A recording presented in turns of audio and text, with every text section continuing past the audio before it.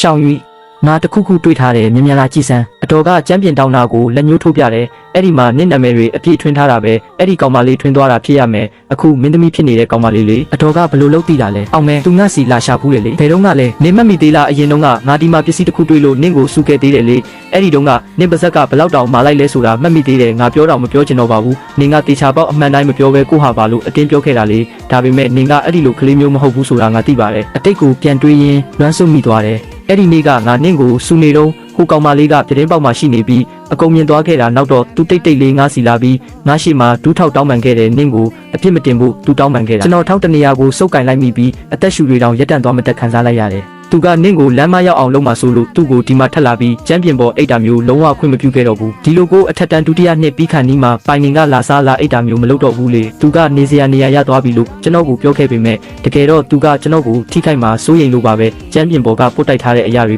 ကပိုင်နင်တယောက်အိတ်မပြောတဲ့ညတွေကိုဖျက်တမ်းခဲ့ရတယ်ဆိုတာကိုပြနေတယ်ပိုင်နင်ကစကားတခုမှမဟခဲ့ပေမဲ့စိတ်ထဲမှာတော့ကျွန်တော်ကိုအချိန်ပေါင်းတောင်းသိမ့်ချပြီးတန်းတနေခဲ့မှာပါအိမ်မဖြတ်ခင်တရက်အလိုမှာကျွန်တော်ကျောင်းပေါက်ဝကနေနောက်တစ်ချိန်လမ်းလျှောက်ပြီးအိမ်ပြန်ခဲ့တယ်ဒီရင်းနှီးနေတဲ့လမ်းလေးကိုထူထပ်နေတဲ့ကုတ်ကူပင်တွေကဖုံးလွှမ်းထားတဲ့လမ်းစုံတဲ့အထိလျှောက်သွားတော့မြေအောက်ခန်းကပြတင်းပေါက်တေးသေးလေးကိုလှမ်းမြင်ရတဲ့ရုတ်တရက်စိတ်ထဲကအလိုလိုတီးလိုက်တယ်လို့ခံစားရပြီးအနောက်ကိုလှည့်ကြည့်လိုက်တော့ပိုင်နင်က mask တက်ထားပြီးလမ်းတစ်ဖက်ကူမှရက်နေတယ်မိနစ်20လောက်ကြာတော့ကျွန်တော်တို့အရင်ကခဏခဏသွားစားနေကြစားတောက်ဆိုင်မှာထိုင်ဖြစ်ကြတယ်စကားရိုက်ပြီးကတည်းကသူ့ဖုန်းတွေကိုကျွန်တော်မကင်ခဲ့ဘူးဒါပေမဲ့သူလိုက်ရှာတွေ့သွားမယ်လို့မထင်ထားခဲ့ဘူးစားတောက်ဆိုင်ဘေးမှာကဟိုဘီလီရက်ခုံအဟောင်းလေးရှိတယ်အဝင်ထွက်လုပ်နေတဲ့လူတွေကိုကြည်ရင်ရုတ်တရက်ကျွန်တော်အဖြစ်တစ်ခုကိုသိကျင်လာတယ်ပိုင်နင်အဲ့ဒီနှစ်နွေရာသီကျောင်းပိတ်ရက်တုန်းကငါနင့်ကိုဒီမှာလာရှာခဲ့ဘူးတဲ့အဲ့ဒီတုန်းကနင်ကအရန်စိတ်ရှုပ်နေတဲ့ပုံစံနဲ့ငါ့ကိုမောင်းထုတ်ခဲ့တာငါဘလောက်ဝမ်းနေခဲ့ရလဲဆိုတာနင်သိရလားပိုင်နင်ကတခဏလောက်ကြောင်သွားတယ်ငါစိတ်မရှုပ်ခဲ့ပါဘူးအဲ့ဒီတုန်းကငါကကြောက်လဲကြောက်စိတ်လဲပူသွားလို့ပါအဲ့ဒီဘီလီရက်ခုံကနေရာကောင်းမဟုတ်ဘူးလေအဲ့ဒီနေ့ကငါတွေ့တဲ့လူတွေကလည်းလူကောင်းတွေမဟုတ်ဘူးအဲ့ဒီကမိန်းကလေးတချို့ကငါ့ကိုအကွက်ဆင်ဖို့လုပ်နေကြတာနင်ရုတ်တရက်ရောက်လာတော့ငါတကယ်ကိုအယမ်းလန့်သွားတာနင့်ကိုသူတို့မျက်စိကျသွားမှဆိုလို့လေပိုင်နင်ကမျက်မှောင်ကျုပ်ပြီးတေချာပြန်ရှင်းပြတယ်တောင်းပန်ပါတယ်ဟာငါအယမ်းစိုးရိမ်သွားလို့နင့်ကိုအထင်လွဲစေခဲ့မိတယ်အဲ့ဒီချိန်မှာပဲဆိုင်ရှင်ကကျွန်တော်တို့နံပါတ်ကိုခေါ်လိုက်တယ်ကျွန်တော်ကပိုင်နင်ကိုရေတပူးပါတခါတည်းဝယ်လာခဲ့ဖို့ပြောလိုက်တယ်သူထွက်သွားတဲ့အချိန်လေးမှာပဲမိမတချို့ကကျွန်တော်ကိုလာဝိုင်းထားကြတယ်လူချောလေးအဆက်အသွယ်လေးပေးခဲ့ပါလားဟိုတယောက်ကရှင့်ကောင်မလေးလားသူကထမင်းစားတာတောင်ဘာလို့ mask တက်ထားရတာလဲယောဂရှိလို့လားကျွန်တော်ကအေးဆက်ဆက်နဲ့ဖယ်လိုက်လို့ပြောလိုက်တယ်အချို့ကတော့မပြေဘူးပဲငါတို့ကဒီနားမှာချက်စားတဲ့လူတွေဆိုတာရှင်မသိဘူးလားခေါင်းဆောင်လုပ်တဲ့မိမကကျွန်တော်ကိုလမ်းကင်ကိုလက်လန်းလိုက်တယ်နောက်တစ်စက္ကန့်မှာပဲသူနာကျင်စွာအော်ဟစ်လိုက်ရတယ်ကျွန်တော်သူ့လက်ကောက်ဝတ်ကိုလိန်ချိုးထားလိုက်တာလေကျွန်တော်မိမတွေကိုမရိုက်ဘူးအဲ့ဒီအချိန်မှာပဲပိုင်ပင်ပြန်ရောက်လာတယ်သူမရိုက်ရင်ငါရိုက်မယ်ပိုင်ပင်ကသူ့ရဲ့ဟန်ဆောင်မှုတွေအမှုပညာရှင်ဆိုတဲ့ပုံစံတွေကိုအကုန်လုံးပြစ်လိုက်ပြီးတကူလုံးကနေရက်ဆက်မဲ့အငွေ့သက်တွေထွက်ပေါ်လာတယ်ကျွန်တော်ကြောင်ပြီးကြည့်နေမိတယ်ဟုတ်တယ်ကျွန်တော်ရင်းနှီးခဲ့တဲ့ပိုင်ပင်ပြန်ရောက်လာပြီးပဲပိုင်ပင်တယောက်တည်းနဲ့သူတို့၄ယောက်လုံးကိုမှောက်သွားအောင်ထိုးနိုင်မယ်ဆိုတာကျွန်တော်လုံးဝတန်တရားမရှိဘူးဒါပေမဲ့ကျွန်တော်သူ့ကိုတားရမယ်သူကအခုချိန်မှာအမှုပညာရှင်တယောက်လေးရန်ဖြစ်လို့မရဘူးဒါပေမဲ့ပိုင်ပင်ကအရန်ကောင်းပါတယ်သူတို့ကိုစူးရဲစွာစိုက်ကြည့်နေပြီးအပြက်ရှင်းမဲ့ပုံစံပေါက်နေတယ်ပြန်လာခဲ့ပိုင်ပင်ကျွန်တော်သူ့လက်ကိုလှမ်းဆွဲလိုက်တော့ပိုင်ပင်ချက်ချင်းကြောင်သွားတယ်လူတကူလုံးကရေနဲ့ဆေးချခံလိုက်ရတယ်လို့မျိုးဒေါသတွေအကုန်ပျောက်သွားပြီးခြေလမ်းတွေတောင်နူးညံ့သွားတယ်ဒါဆိုလဲထားလိုက်ပါတော့ပိုင်ငင်ငါတို့ပြေးရအောင်ပိုင်ငင်ကကျွန်တော်လက်ကိုပြန်ဆုပ်ကင်လိုက်ပြီးကျွန်တော်တို့အပြင်ဘက်ကိုအမြန်ပြေးထွက်လာကြတယ်လမ်းမတွေနဲ့လူအုပ်ကြီးကြားတဲ့ကိုဖျက်ပြေးလာကြတယ်ကျွန်တော်တို့မမောမပန်းတိုင်အောင်ပြေးကြရင်နှလုံးခုန်တန်တွေကနားထဲမှာအကျဲကြီးကြားနေရတယ်ထု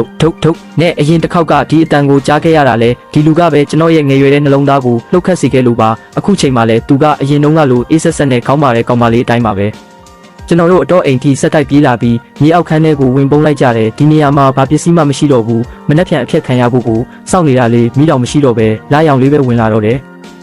ရှောင်းယူကျွန်တော်တို့နှစ်ယောက်တိုက်ဆိုင်စွာပဲပြန်လူစကားဆက်ပြောမိကြတယ်ပြီးတော့မှကျွန်တော်ကအရင်ပြောဖို့ဆုံးဖြတ်လိုက်တယ်အရင်တုန်းကခမည်းနေတိုင်းကျွန်တော်ကိုအိမ်ပြန်လိုက်ပို့ပေးခဲ့တယ်နော်အရင်ကငါစိတ်တူတက်တော့လူတွေကိုစော်ကားမိတာများတယ်မင်းတယောက်တည်းပြန်ရင်စိတ်မချလို့ပါအဲ့ဒီတုန်းကဘာလို့ကျွန်တော်ကိုမပြောခဲ့တာလဲသူကပြုံးပြီးမင်းကိုပြောပြီးဘာလို့ရမှာလဲမင်းကတက္ကသိုလ်ဝင်ခွင့်ဖြေရမယ့်သူလေးစားကိုပဲတေချာလုပ်ကြံတာအကုန်ငါ့ကိုလွှဲထားလိုက်လို့တွေးခဲ့တာကျွန်တော်ကကျမ်းပြင်ပေါ်ကစက်ကူကြိုးကြာရုပ်လေးတွေကိုလက်ညှိုးထိုးပြပြီးဒါဆိုဒါတွေကရောဘာသဘောလဲ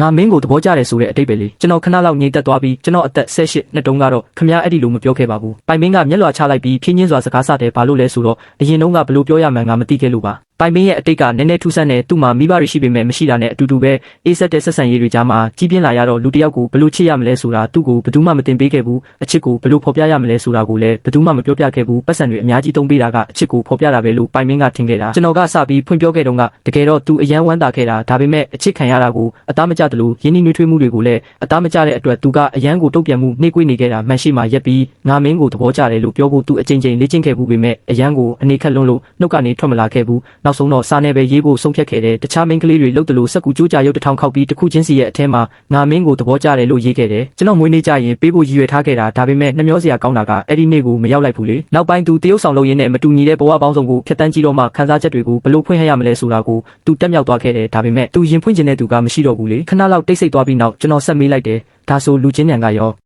ာပိုင်ပင်းကခေါင်းရမ်းလိုက်ပြီးငါသူ့အပေါ်ကောင်းပေးခဲ့တာကသူငါအသက်ကိုကဲခဲ့ဘူးလို့ပါဘာဘလို့ငငယ်တုန်းကငါ့ကိုဘယ်သူမှဂရုမစိုက်ကြဘူးသူပဲငါစီအမြဲလာဆော့တာတခါကငါအဖျားကြီးနေတာကိုသူပထမဆုံးတွေ့သွားတယ်သူကငိုယိုပြီးတောင်းကျမ်းလိုက်မှလူကြီးတွေတတိထားမိပြီးငါနေမကောင်းဖြစ်နေတာကိုသိသွားကြတာဆရာဝန်ကပြောတယ်နောက်နည်းနည်းသာနောက်ကျရင်ငါအုံနောက်ပျက်စီးသွားလောက်ပြီးတဲ့အတိတ်ကိုပြောပြရင်ပိုင်ပင်းကသူ့ကိုယ်သူလှောင်ပြုံးလိုက်တယ်အဲ့ဒီကလေးကသူ့ကိုညီရင်တယောက်လိုသဘောထားပြီးတေချာဆောက်ရှောက်ပေးမယ်လို့ငါကတိပေးခဲ့တယ်ဒီနှစ်တွေတခြားလုံးလဲသူ့ကိုညီတယောက်လိုပဲငါသဘောထားခဲ့ပါတယ်ဒါပေမဲ့အဲ့ဒီနှစ်နွေရာသီပိတ်ရက်မှာနောက်ထပ်အကြောင်းရင်းတစ်ခုရှိသေးတယ်လူချင်းညံကငါ့ကိုချင်းချောက်ခဲ့တယ်သူ့ကိုအနားမှာမခေါ်ထားရင်ငါမိဘတွေစီသွားတိုင်မယ်တဲ့မင်းကိုငါမိဘတွေလုံးဝမုန်းတီးသွားအောင်လုပ်မယ်ဆိုပြီးတော့လေငါမိဘတွေကအမြဲတမ်းလူချင်းညံကိုယုံတယ်သူကမရှိတာတွေကိုပါချဲကားပြောလိုက်ရင်မင်းအတွက်အရန်အနေရများတယ်ပြီးတော့ငါမိဘတွေရဲ့စိတ်ထားကိုငါလုံးဝမယုံဘူးသူတို့ကမင်းအပေါ်ဒေါသပုံချပြီးမင်းတက္ကသိုလ်တောင်တက်ခွင့်မရအောင်နောက်ွယ်ကနေလှည့်ကွက်တွေတုံးလာနိုင်တယ်လေကျွန်တော်ရုတ်တရက်သဘောပေါက်သွားတယ်ဒါကြောင့်ခမ ्या ကကျွန်တော်ကိုသူ့ကိုသွားမရှုံနဲ့လို့ပြောခဲ့တာပေါ့ဟုတ်တယ်ကျွန်တော်ဘယ်ကိစ္စကိုပြောနေတာလဲဆိုတာကိုပိုင်မင်းကချက်ချင်းသဘောပေါက်တယ်လူချင်းညံကမင်းသူ့ကိုခြောက်ချတယ်လို့ပြောတော့ငါတလုံးမှမယုံခဲ့ဘူး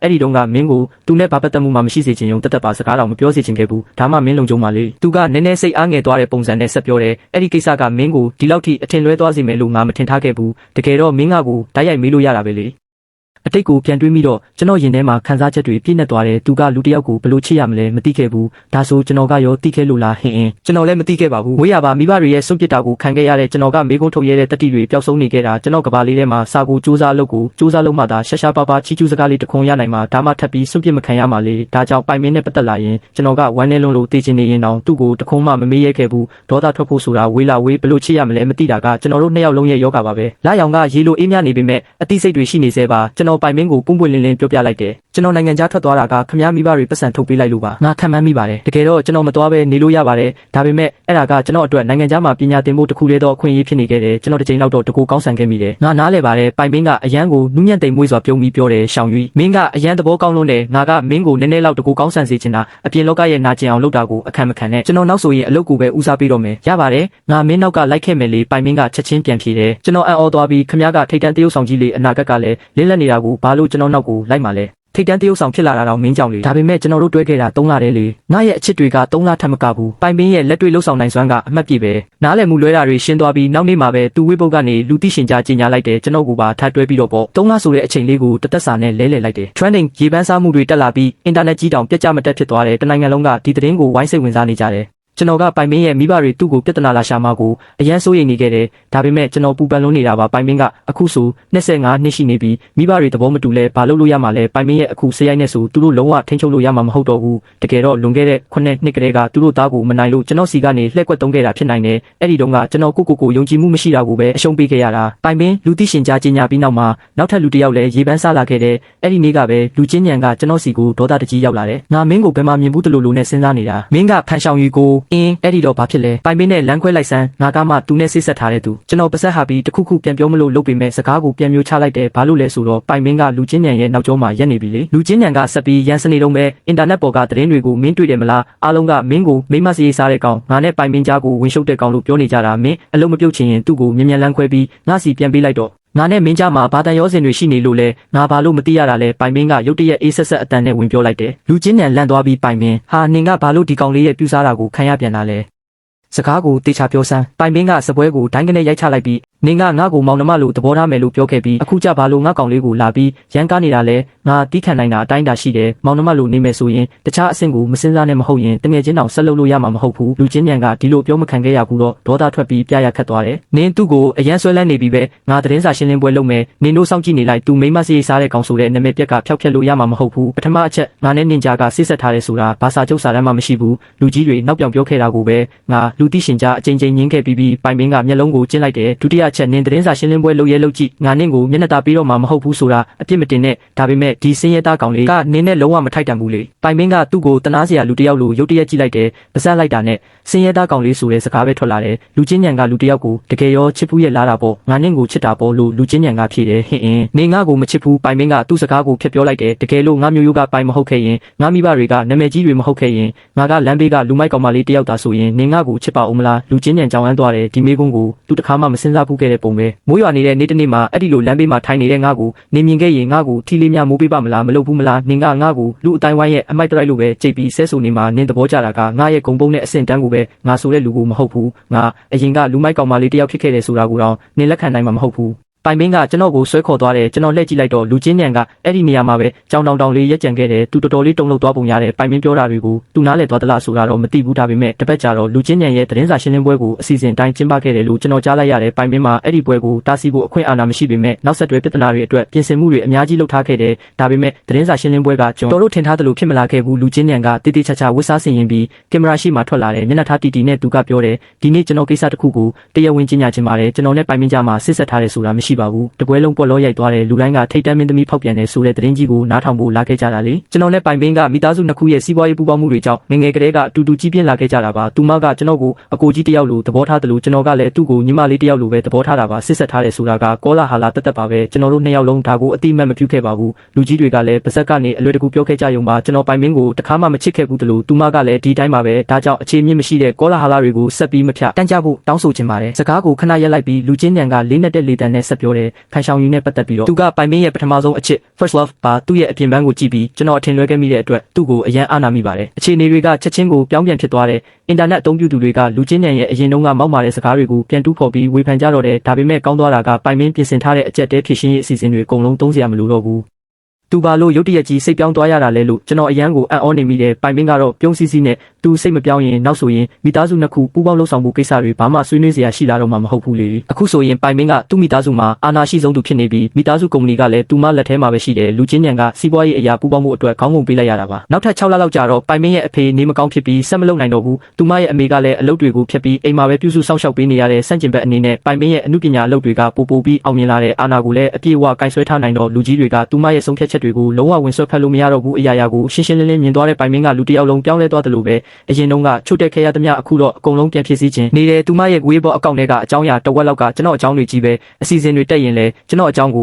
အမြဲထည့်ပြောတတ်တယ်ကျမကအရင်ကလူမိုက်ကောင်မလေးတစ်ယောက်ပါကျမရဲ့ကောင်လေးကပဲကျမကိုအမောင်လေးနဲ့ကနေဆွဲထုတ်ပြီးအလင်းရောင်ကိုမြင်ကွင်းပေးခဲ့တာပါတဲ့ဒါပေမဲ့နောက်ဆက်တွဲဆိုးကျိုးလေးတွေလည်းရှိတယ်ကျွန်တော်ကိုရှာမတွေ့ရင်ပိုင်ပင်ကအရန်စိုးရင်ပူပန်တက်တယ်ကျွန်တော်ထပ်ပြီးထွက်သွားမှာကိုသူအရန်ကြောက်နေတာတခါတလေတကောင်းရန်အိမ်မက်ထဲကနေလန့်နိုးလာရင်ကျွန်တော်ကိုတင်းတင်းကြပ်ကြပ်ဖတ်ထားပြီးလက်မလွတ်ရဲဘူးကျွန်တော်နာမည်ရှောင်းယူလို့ပဲတွတ်ခေါ်နေတတ်တယ်အပြင်လူတွေမျက်စာထဲမှာအေးဆက်ဆက်နဲ့မာနာကြီးတဲ့ထိတ်တန်းမင်းသမီးလေးကကျွန်တော်ရှိမှာတော့အရန်ကိုချွဲတက်တယ်သူမကျွန်တော်နာမည်ကိုခဏခဏခေါ်နေတာကဖုံတော်ထဲမှာမြုပ်နှံထားတဲ့တွင်းစာလေးကိုပြန်တတိယစေတဲ့အသက်28နှစ်မှာကျွန်တော်နဲ့ပိုင်ပင်ကျောင်းကိုအတူတူပြန်သွားခဲ့ကြတယ်လူငယ်ဘဝဆိုတာရာသီဥတုလေးမျိုးလိုပဲတတုပ်ပြီးတတုပ်အမြဲတမ်းနှုတ်ပြနေတဲ့သူတွေရှိနေမယ်ရင်ခုန်တန်တွေကြောင့်ဘာလို့ရမှန်းမသိဖြစ်နေတဲ့သူတွေလည်းအမြဲရှိနေမှာပဲအရင်တုန်းကစာသင်ခန်းအပြင်ဘက်မှာတစ်ပင်ကြီးတစ်ပင်ရှိတယ်ကျွန်တော်တို့နှစ်ယောက်တစ်ပင်အောက်မှာရက်ပြီးစာချက်နေတဲ့အတန်တွေကိုနားထောင်နေခဲ့ကြတယ်ပိုင်ပင်နှစ်တောင်ကြာခဲ့ပြီးတကယ်လို့ကျွန်တော်ပြန်မလာခဲ့ရင်ဘယ်လိုလုပ်မလဲမင်းပြန်လာမှာပါအဲ့ဒီလောက်တောင်တေချာနေတာလားမိုးသေးထန်စွာရွာတဲ့နေ့တုန်းကလည်းမင်းပြန်လာခဲ့တယ်လေဒါကြောင့်ဒီတစ်ခါလည်းမင်းပြန်လာမယ်လို့ငါယုံကြည်တယ်သူမရဲ့ဘဝမှာထွက်သွားပြီးမှပြန်လာတဲ့တူဦးလေးတော့သူကကျွန်တော်ပဲအခုချိန်ထိလည်းကျွန်တော်တယောက်တည်းပါပဲစာသင်ခန်းပြင်ပအောက်မှာကျွန်တော်တို့ရက်နေကြတယ်ပိုင်မင်းကခြေပြားလေးထောက်ပြီးကျွန်တော်ကိုနမ်းလိုက်တယ်ရှောင်းယူငါမင်းကိုချစ်တယ်အထက်တန်းကျောင်းလုံးကဘယ်သူမှမလိုချင်တဲ့လူမိုက်ကောင်မလေးတယောက်ကိုကျွန်တော်ကောက်ရခဲ့တယ်ဒီနေ့က